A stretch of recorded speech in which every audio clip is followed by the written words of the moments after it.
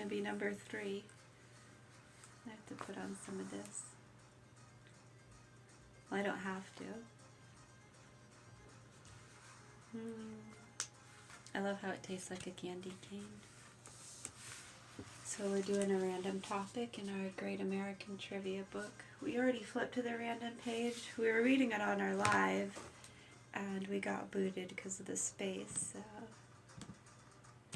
we're just going to read it out loud on this, and then we'll post it on our YouTube page. The question is, what is April 14th, 1935 called in history books? Answer: Black Sunday, Sunday, April 14th, 1935, began as a clear, pleasant day over much of the Midwest, but within hours, daytime would be transformed to night, and a weather front with 60-mile-per-hour winds threw up a monstrous dust cloud from the barren fields of the Dust Bowl, burying homes and millions of tons of dirt.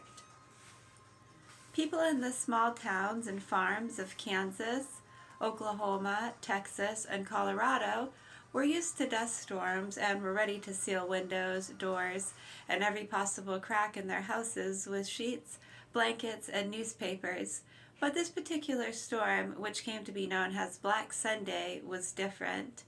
In Dodge City, Kansas, a strange nighttime fell for 40 minutes in the middle of the day, followed by 3 hours of near darkness. Inside their homes, men, women, and children huddled with handkerchiefs or wet sponges over their noses, struggling to breathe. Many believed the world was ending.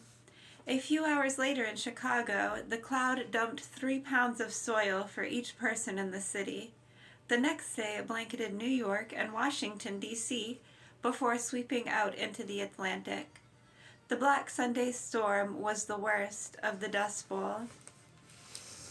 Stormy weather, 1932. 14 dust storms whipped skyward by strong, dry winds were reported in the United States. The following year, the storms numbered 38, and a region centering on Oklahoma, Kansas, and northern Texas was dubbed the Dust Bowl. The first great storm occurred in May 1934 when high winds swirled 300,000 tons of soil from Montana and Wyoming skyward. That's over 500,000 pounds. Yeah, it's a lot of weight. By evening, the black blizzard began depositing dust like snow on the streets of Chicago. By dawn the next day, the cloud had rolled eastward over New York, Washington, D.C., and Atlanta, dimming the sun before moving out to sea and dusting ships 300 miles offshore. In the Midwest, summer temperatures records were broken as thousands of livestock starved and suffocated. Hundreds of people died from heat stroke, malnutrition, and dust pneumonia. Black Sunday. In March 1935, another big storm blew topsoil from the fields of Kansas, Colorado, Texas, and Oklahoma all the way to the East Coast, but it was only a prelude of what was to come. 20 huge dust storms tore through the region on April 14, 1935, converging in a single front headed east. Witnesses reported that at times they could not see 5 feet in front of them. A pilot who encountered a dust cloud at 20,000 feet assumed it was a thunderstorm. She tried to climb above it, but could not, and had to turn back. In Oklahoma and Texas, humble homesteads were literally buried beneath feet of dust. When the dust clouds settled, a drastic migration began that would culminate in 15% of Oklahomans leaving the state. Called Okies in California, the uprooted people searching for a new life actually came from all the states of the Midwest affected by the continuing disaster. Working for the Farm Security Administration, Photographer Dorothy Lang documented their lives, while novelist John Steinbeck immortalized their plight with The Grapes of Wrath.